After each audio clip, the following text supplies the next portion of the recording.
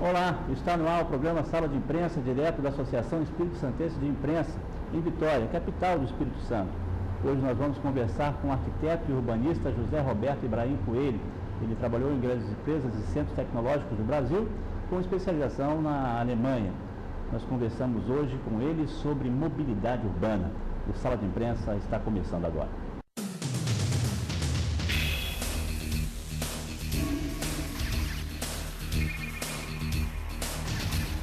Vamos conversar, já anunciado, com o arquiteto e urbanista José Roberto Ibrahim Coelho.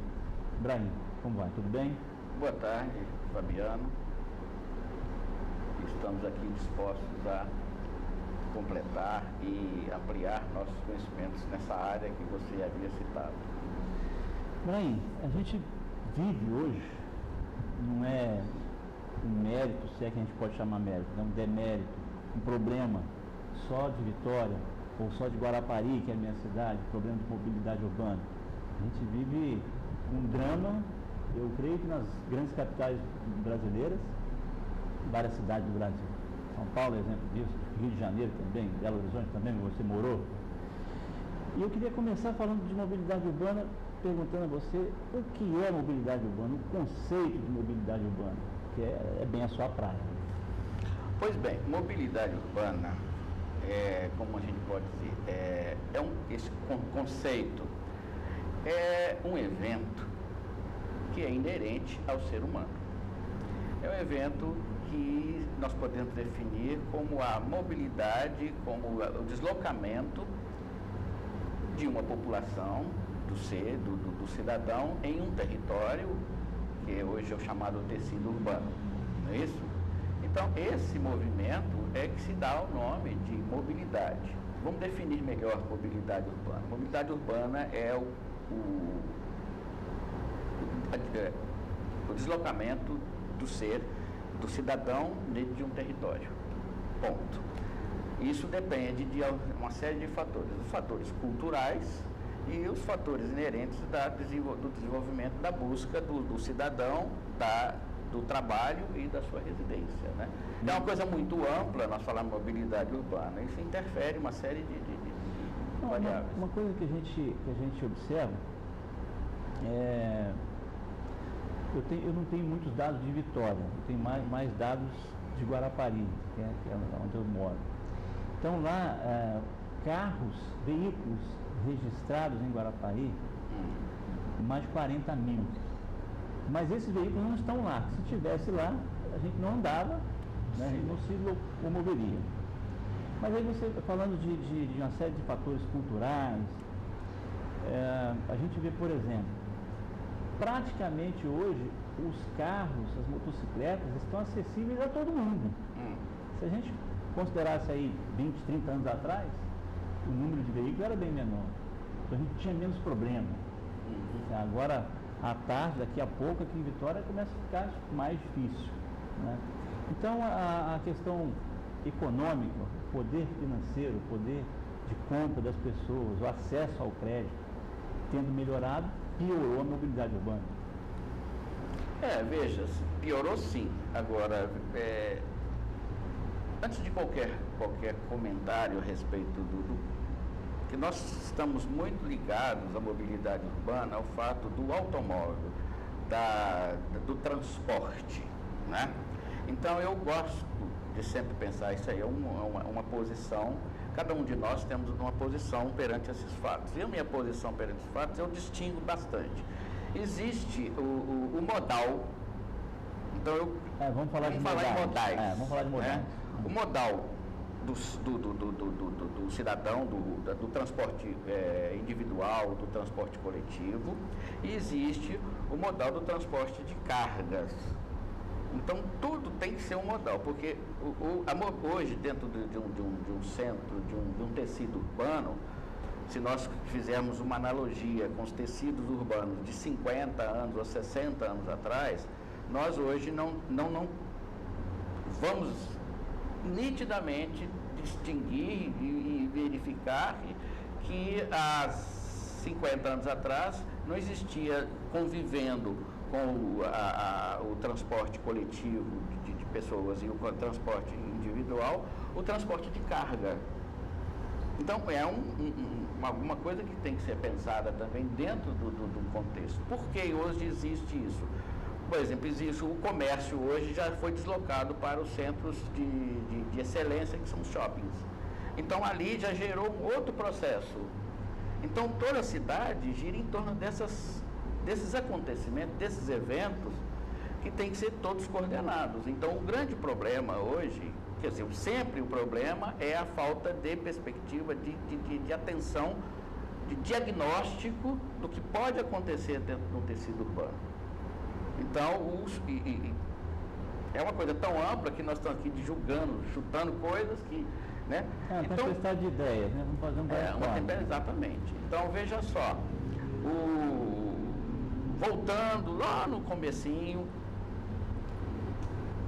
tratar o tecido urbano, nós temos que buscar primeiro todas as convergências a nível de cultura.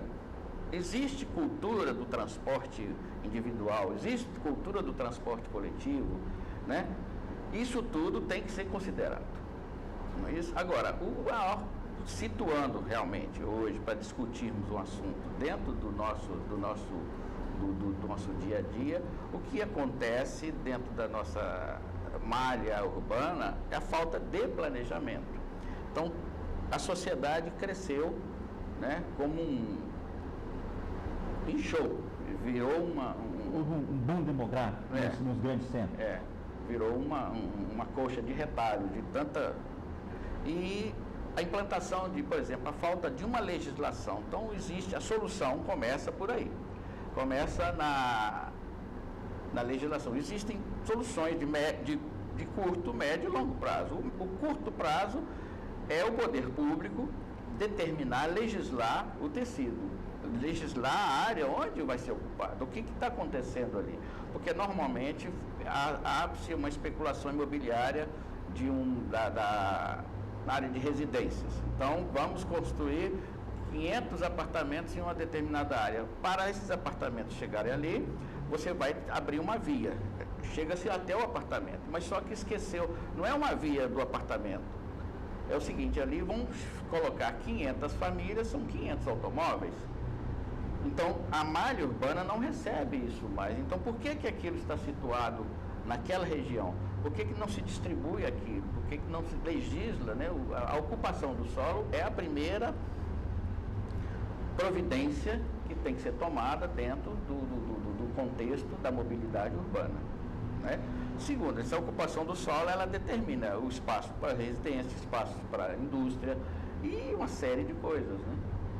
Então, o planejamento seria a base de tudo. A base de qualquer coisa. Agora, você falou em modais, a gente tem, no Brasil, houve a implantação da planta de desenvolvimento foi baseada em rodovias. Você morou na Europa bastante tempo, você viu que lá se valoriza muito as ferrovias. Isso. Né, menos as rodovias.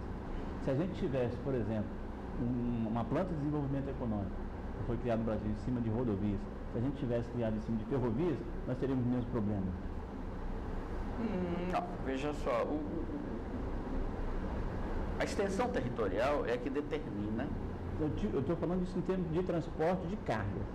Que a gente desafogaria. Se você tem mais ferrovias, você desafoga, até de passageiro mesmo, você desafoga um pouco as rodovias, a malha viária de veículos. Aí nós vamos ter que entrar um pouco de política. Então, por exemplo, como técnico, né, como, digamos assim, o entendedor da situação, por ter vivido situações e ter estudado, eu posso dizer que a solução para o Brasil, para o território e a nível de economia, de escala, seria o caso da implantação de ferrovias para... Pelo tamanho do Brasil, exatamente. É muito grande. Porque a ferrovia, ela tira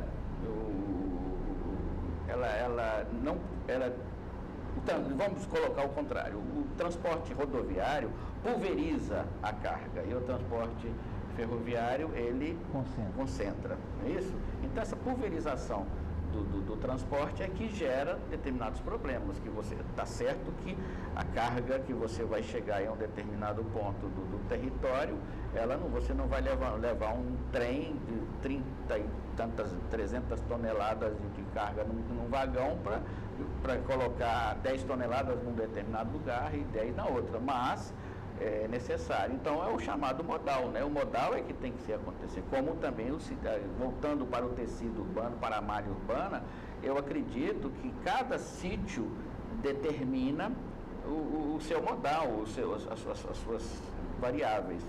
Por exemplo, Vitória tem a Bahia, que é a via lacustre que você pode utilizar, né? É um modal de transporte urbano.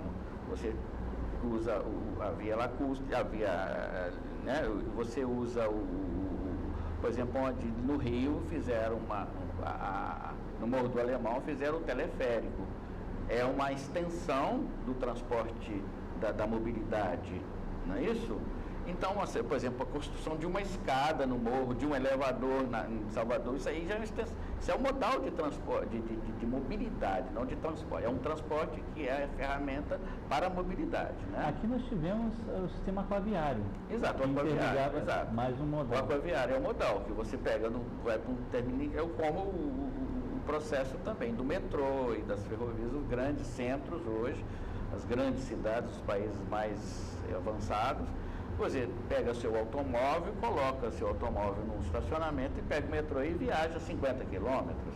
Você não precisa de automóvel, né? E é rápido. Então você não sai de casa de metrô, você sai de casa com automóvel. Mas ele é apenas o percurso interior, né? Ele é o percurso periférico da sua residência.